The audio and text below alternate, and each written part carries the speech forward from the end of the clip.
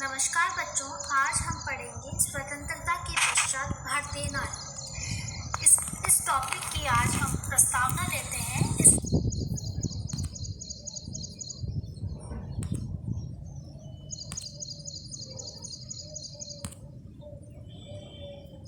प्रस्तावना में यह है कि जब प्राचीन काल से आधुनिक काल तक नारी के जीवन की जो स्थिति है इसमें ये बताया गया है।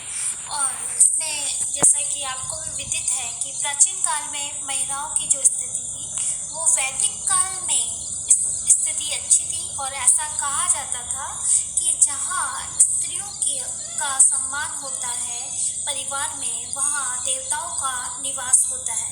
लेकिन उत्तर वैदिक काल में आते आते नारी की स्थिति में थोड़ी गिरावट आई।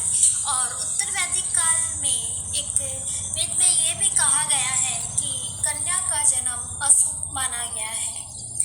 और मध्य युग में आते आते जो नारियों की स्थिति में जो परिवर्तन आया कि वैदिक काल में फिर भी ठीक था, मध्य युग में जब हमारे यहाँ मुस्लिम आक्रमण हुए तब एक प्रथा जो कुप्रथा है वो ये आ गई कि पर्दा प्रथा। इसमें स्त्रियों को घर की चार दीवारी में रखा जाता था और उन्हें आंतरिक स्वतंत्रता कहीं नहीं थी और उनकी जो चौमुखी उनका विकास वहीं समाप्त हो गया।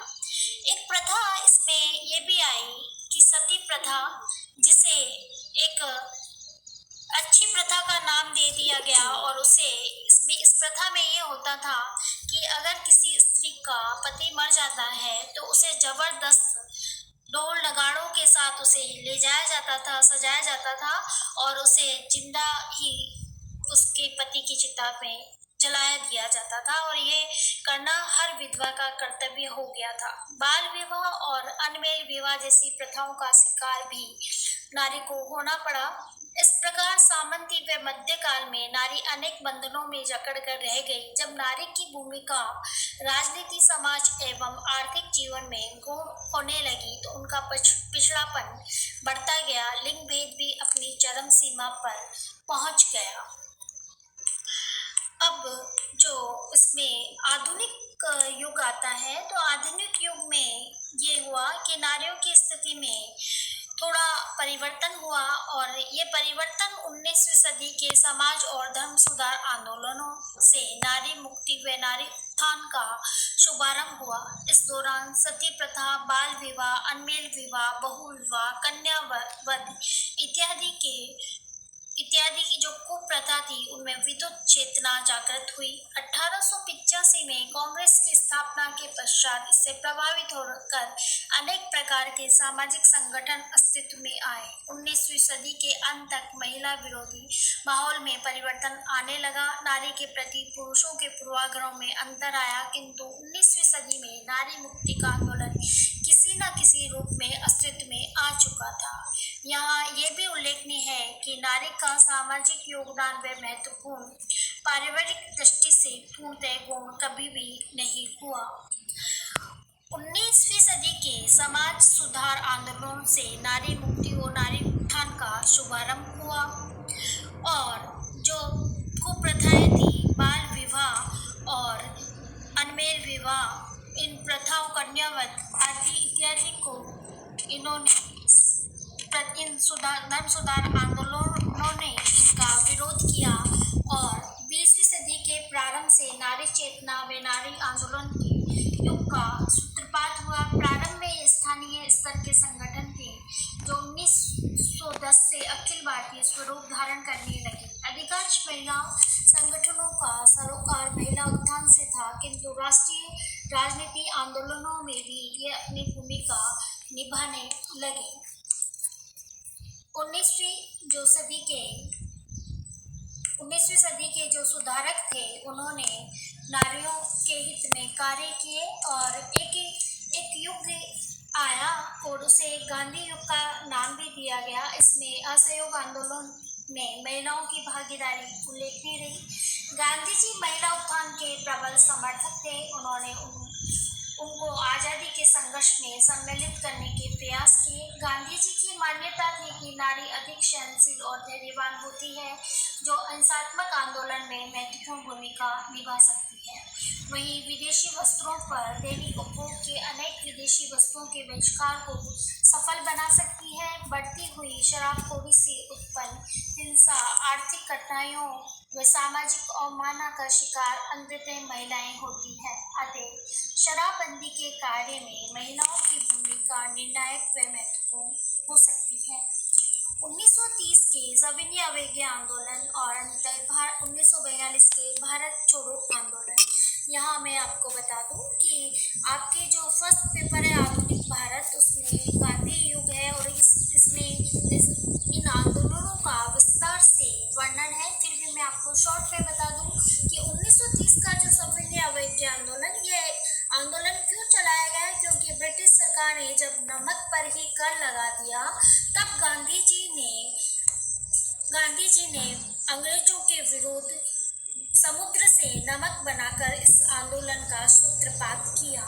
और इस आंदोलन में गांधी जी के साथ महिलाओं ने भी बहुत महत्वपूर्ण योगदान दिया। और 1942 का जब भारत छोड़ो आंदोलन हुआ, तब भी महिलाओं की भागीदारी इसमें उल्लेखनीय रही।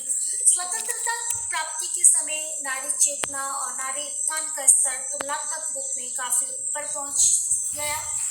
उच्च शिक्षा प्राप्त नारियों की संख्या बढ़ी एवं सार्वजनिक में उनका योगदान उल्लेखनीय रहा। और जब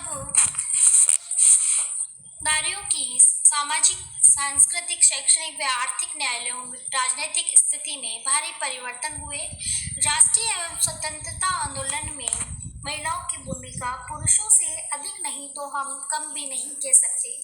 जब 1947 में भारत स्वतंत्र हुआ, तब महिलाओं ने इस युग में महत्वपूर्ण योगदान दिया। कई जगह महिला संगठन भी बने और महिला संगठनों ने इस खुशी को भी जाहिर किया और इसे अवसर के रूप में, एक उत्सव के रूप में मनाया। लेकिन यहाँ पर जैसा कि मैंने आपको पहले भी बताया कि जब गांधी जी ने महिलाओं को अपने आंदोलन में शामिल किया, रचनात्मक कार्य दिए, कुटीर उद्योग चलाए, उनमें महिलाओं की संख्या बढ़ी व महिला संगठन महिलाओं के लिए एक सुखद विषय की ओर उन्मुख हुए। किंतु 30 जनवरी 1947 को जब महात्मा गांधी की गोली मारकर हत्या कर दी गई एवं गांधी जी की हत्या के बाद महिला आंदोलन को ठेस पहुंची। महिलाओं का जो संगठन थे उनमें काफी शिथिलता भी आई और 1950 में लागू भारत के संविधान में समानता को एक मौलिक अधिकार के रूप में घोषित किया गया।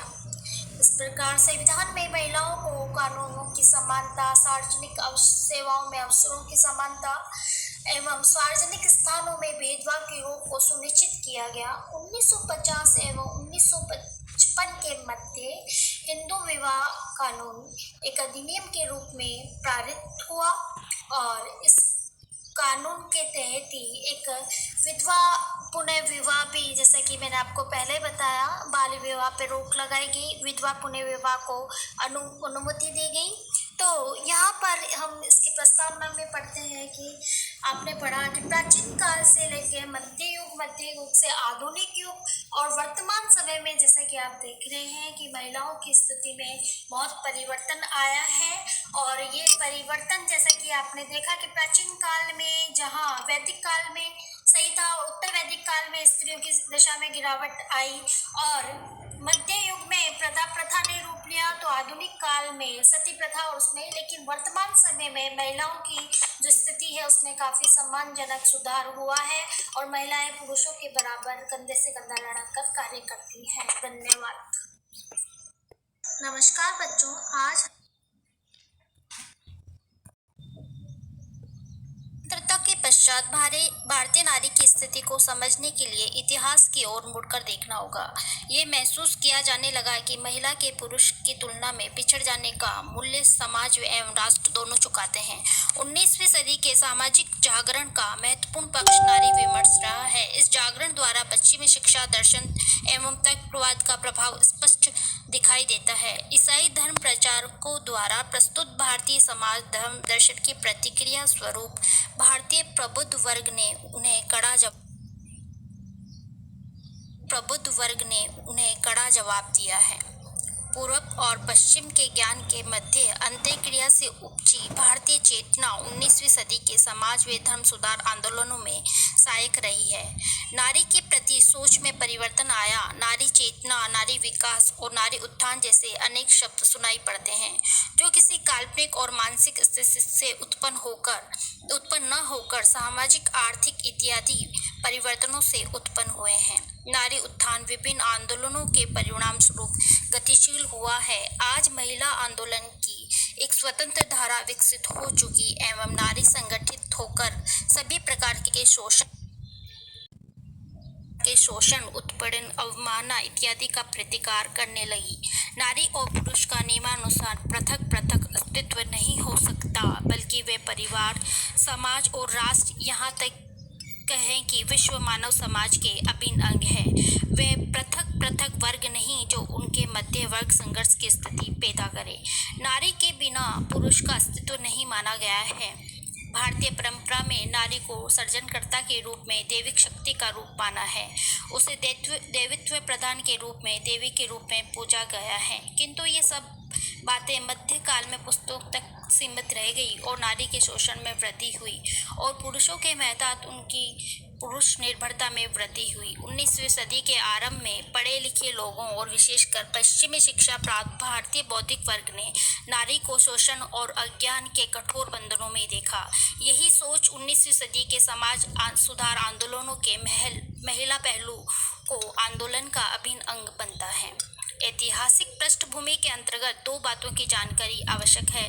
प्रथम, आज़ादी प्राप्ति तक कौन से महिला संगठन अस्तित्व में आए जिन्होंने महिला उत्थान में महत्वपूर्ण भूमिका निभाई। द्वितीय, महिला अधिकारों के लिए कौन से प्रमुख आंदोलन हुए। यूं और विविध पक्ष हो सकते हैं। हम यहाँ पर इनका विस्तार से अध्ययन करेंगे, वो हम अगले व्याख्यान में करेंगे। धन्यवाद।